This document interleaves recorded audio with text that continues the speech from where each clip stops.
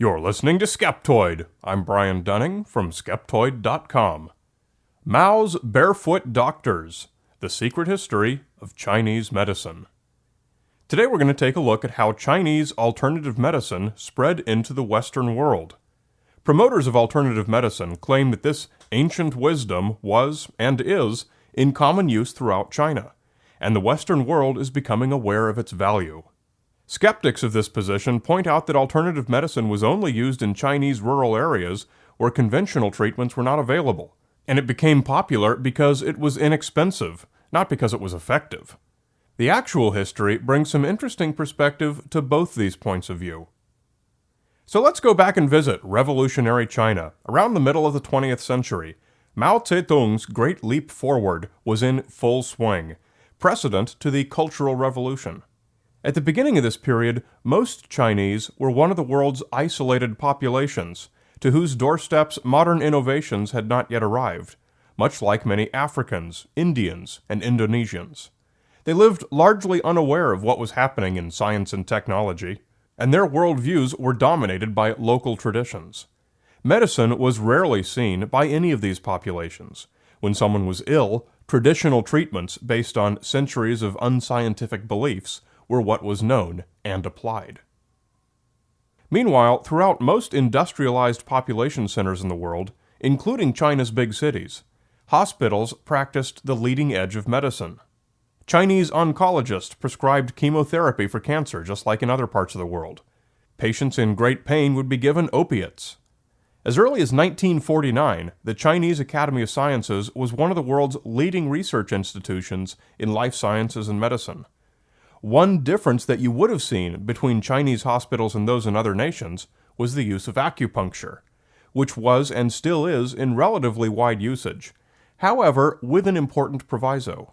In China, acupuncture is only used for pain relief, never as a treatment, and always in conjunction with conventional painkiller medications whenever available. It's essentially an ornament alongside the same basic treatment used in other modern hospitals. The application of the best medical science available was all well and good for those Chinese living in the cities, but it wasn't doing much for those 1,000 kilometers out in the country who were scarcely even aware that the cities existed. In 1958, Mao Zedong launched a Communist Party magazine in China called Red Flag. Its title on the front page was written in Mao's own calligraphy. Red Flag was the government's primary mouthpiece throughout China for Mao's reform programs, explaining the plans and laying out the philosophy. One of the national problems that Red Flag addressed was health care. By 1964, the urban population was still less than 2% that of the national population, with the overwhelming majority living in remote rural areas. Yet that 2% living in the cities received almost all of China's healthcare budget, and all of the benefit of innovations from modern medicine. Mao's government had tried since 1949 to recruit and encourage doctors to move from the cities to the country, but this had been largely a failure. What health care there was had been mainly provided by traveling teams of doctors who would spend a few weeks in the outlying provinces, but would then return to their hospitals in the cities, where they could receive a decent income. The problem grew more pronounced with the increasing spread of schistosomiasis, a parasitic disease that caused infection and organ damage, and is most notably characterized by swelling in the abdomen. Schistosomiasis came to be something of an iconic symbol for the lack of health care in China. Mao planned a fix. In 1968, Red Flag published what was to be China's solution. Mao's experience had taught him that efforts to push health care out to the countryside were doomed, and so he did the opposite.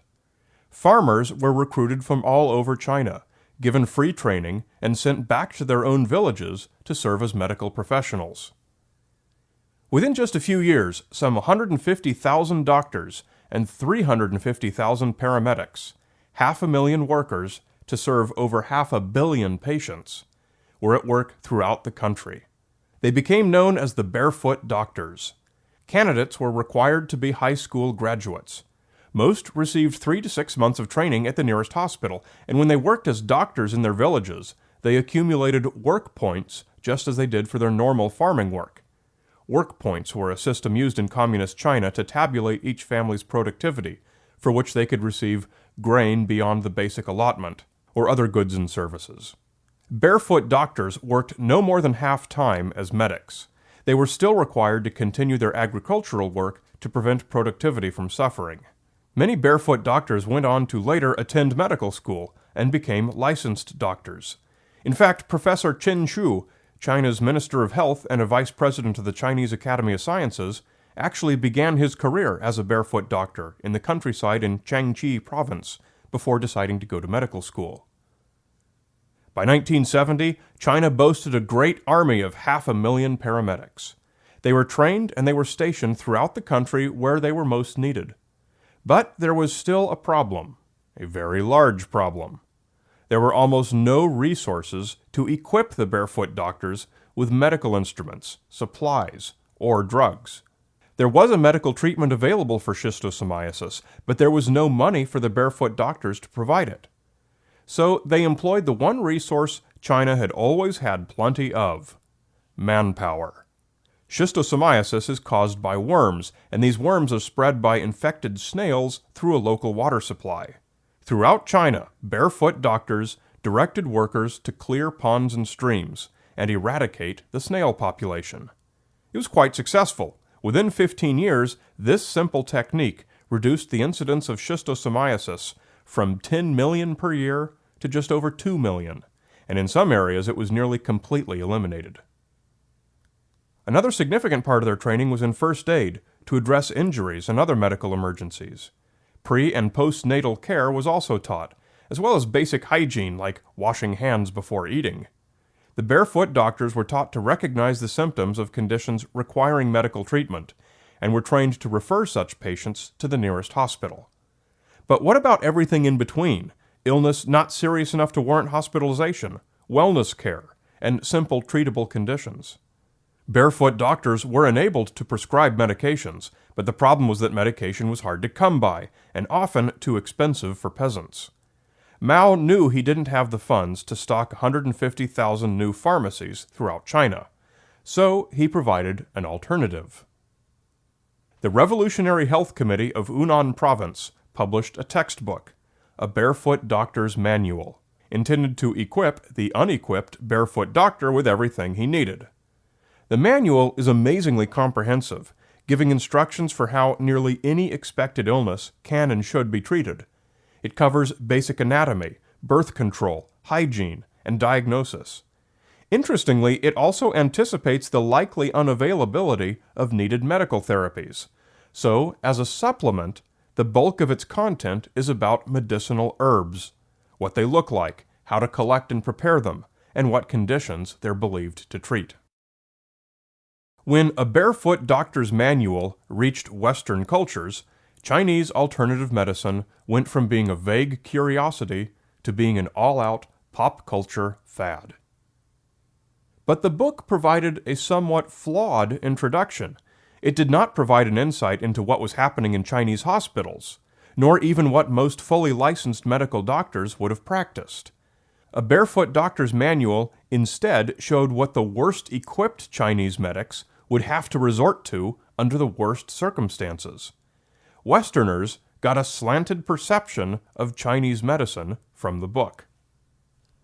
While it's true that a barefoot doctor's manual advocates alternative therapies, it also recommends conventional medical treatment whenever available. For example, the manual describes the treatment for Japanese encephalitis. It recommends the use of acupuncture, mud packs, a compress using extracts of toad, and herbal teas. But it also gives the list of conventional drugs that should be given intravenously. Throughout the manual, almost every disease listed includes the conventional medical treatment that should be given whenever available, and the traditional treatment to be given otherwise. However, I found out something quite interesting when I tried to verify this. There are a number of English translations of A Barefoot Doctor's Manual available. I was intrigued when I saw that the page counts varied widely. Some are as short as 372 pages, some as long as 960. I could only find one edition available in electronic form to allow searching and comparison, and it's the one that's been most widely published in the U.S. It's from the Running Press, and its full title is A Barefoot Doctor's Manual, a concise edition of the classic work of Eastern herbal medicine. Note that word concise. Beginning in 1977, the Running Press used to publish a longer version of the book, which is now out of print. Its title was A Barefoot Doctor's Manual, the American translation of the official Chinese paramedical manual.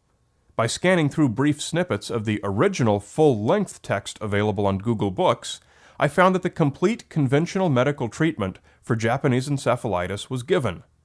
But searching through the concise edition, which I bought, all such mentions of conventional medicine have been deleted. Some 300 pages of sound medical information were cut from the book for Western audiences. What remains is essentially a list of Chinese traditional treatments, with nothing to inform the reader that the Barefoot Doctors ever relied on anything else. The edition was not simply made concise. It was carefully edited to give a skewed and untrue impression of what Chinese medicine is.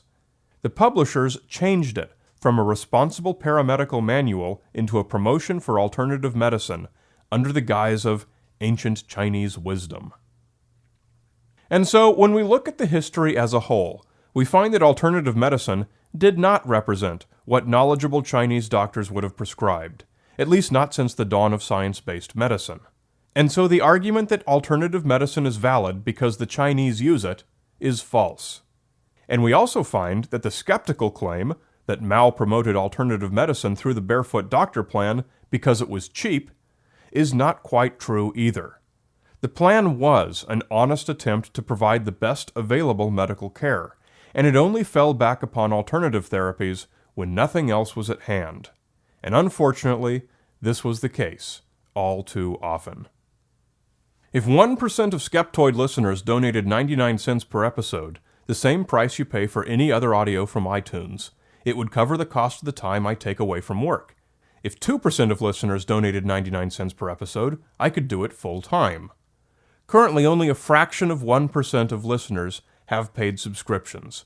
If you like getting Skeptoid each week, please make it a two-way street. You can set it up in 30 seconds and never think of it again. Come to Skeptoid.com and click on Support Skeptoid. You'll have my enduring thanks, and I'll send you cool stuff. You're listening to Skeptoid. I'm Brian Dunning from Skeptoid.com.